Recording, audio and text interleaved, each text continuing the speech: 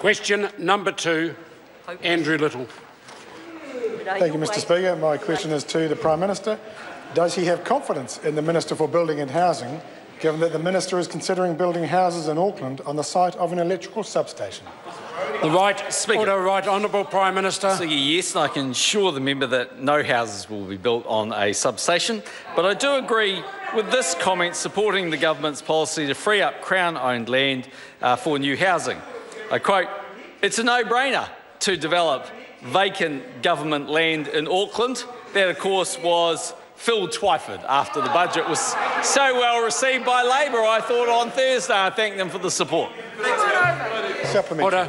Order. Supplementary question, Andrew Little.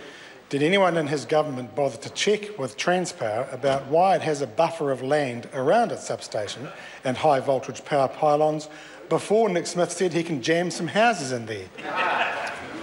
Right Honourable Prime Minister. Speaker, I may be incorrect, but I don't think actually it was Dr Smith that raised the particular piece of land in question. I think it was Mr Twyford.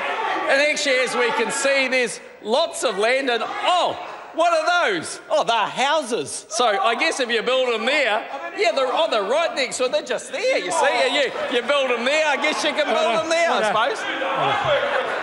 Supplementary. Order. Order. Order. Order. Order. It's hard enough to conduct question time today when the microphones are working. I've called for silence to assist Andrew Little with his supplementary question. Andrew Little. Thank you, Mr Speaker. Has he been advised that an explosion and fire at the substation in question cut power to much of West Auckland, with one nearby resident saying, quotes, "There was a really loud arcing sound, and a second after that there was a huge explosion," end quotes. And do Bill English's reassuring words that, quotes, "I presume it's not always exploding," relate to the substation or to Nick Smith's portfolio? Right Honourable Prime Minister. Well, Mr Speaker, I'm sure Mr English is right. I'm sure it's not always exploding. Otherwise, all the neighbours here would be concerned. But Mr Speaker, let's just get something in perspective here. What the Minister has said is that he thinks, and that's the best advice I've had, there'll be around about 430 hectares of land. Is that a shock? Well, no, Mr Speaker, because the government actually owns 150,000 hectares of Crown land in Auckland, and I'm sure we'll eke 430 out from all of that. Order. Order. Supplementary question. Order. Order. Supplementary question, Andrew Little.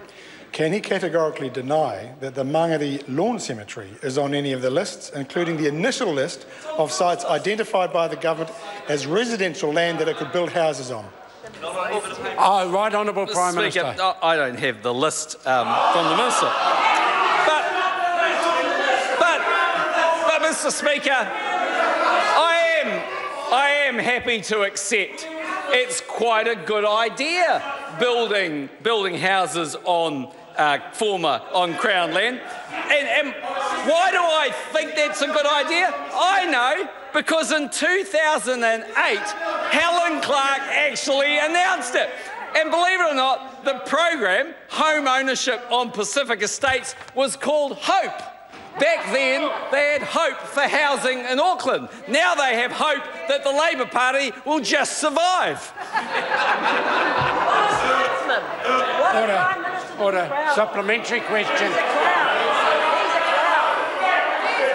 Order.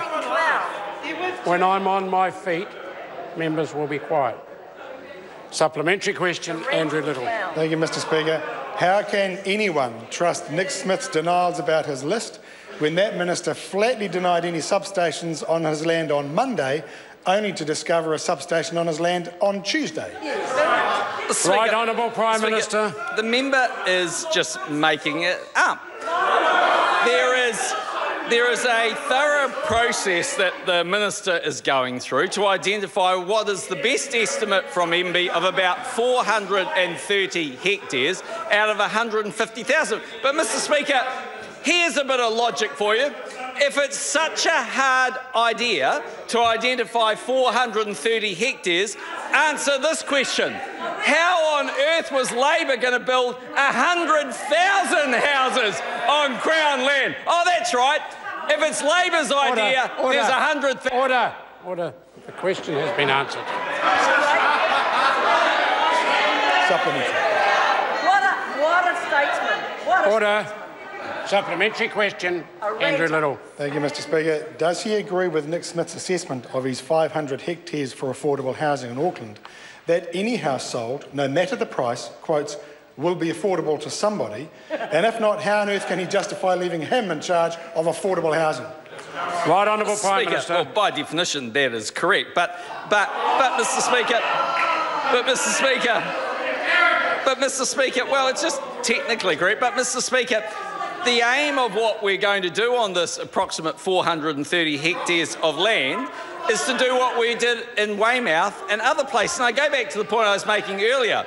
If Labor believed they could build 100,000 houses on Crown land, surely it must be possible for National and government to build a smaller subset than that, because we both can't be right or wrong in this particular instance. Either the land's there or not, and it is there. That's right. What about economic sabotage? Order. Supplementary question, Andrew Little.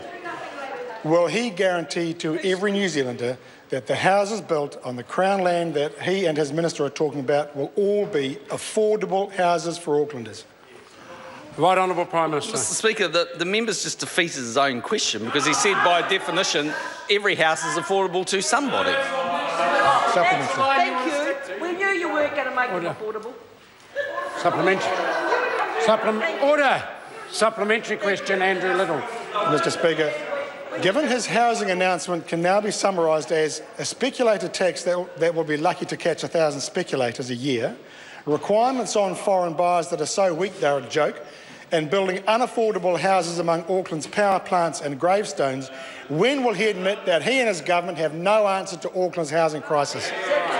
Well, Right, Honourable Prime Minister. Mr Speaker, I can see where the live in hope policy came from, Mr Speaker, because let's just get a few facts on the table. House prices doubled under Labor and went up faster in Auckland than they have under National. Secondly, if the member thinks that when it comes to foreigners, actually having to give us an IRD number and have a New Zealand bank account and actually have any profits withheld for tax is soft, I'd hate to think what he thinks difficult is. Mr Speaker, if you look at the activity happening in Auckland under a National-led government and the policies that we have adopted, New Aucklanders can see real progress. What they saw under Labor was no progress.